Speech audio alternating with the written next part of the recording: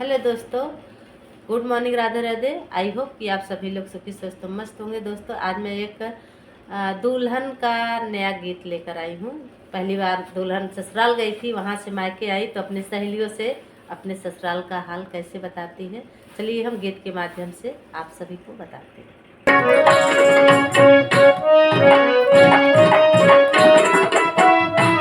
मैं ससुराल देख आई, सुना मोरी गोइया। मैं ससुराल देख आई, सुना मोरी गोइया। मैं ससुराल देख आई, सुना मोरी गोइया।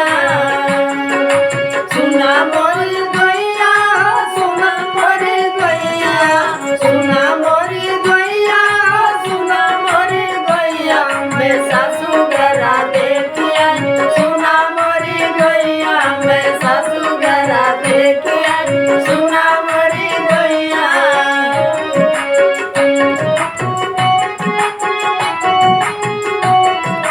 हमरे ससुर जी के बड़ी बड़ी मुछिया, हमरे ससुर जी के बड़ी बड़ी मुछिया। मैं कैची लेके घाट आई, सुना मोरी गोइया। मैं कैची लेके घाट आई, सुना मोरी गोइया। मैं ससुराल देख आई, सुना मोरी गोइया।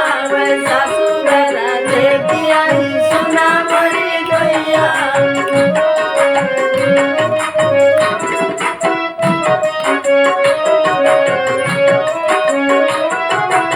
मेरे ससुर जी के लंबी लंबी टंगिया, मैं लगी बजाई आई, सुना मोरी गोइया। मैं लगी बजाई आई, सुना मोरी गोइया।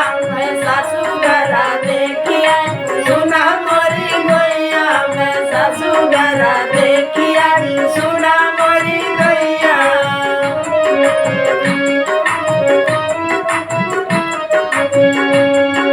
हमरे बालम जी के बड़ी बड़ी जुलबी, हमरे बालम जी के बड़ी बड़ी जुलबी।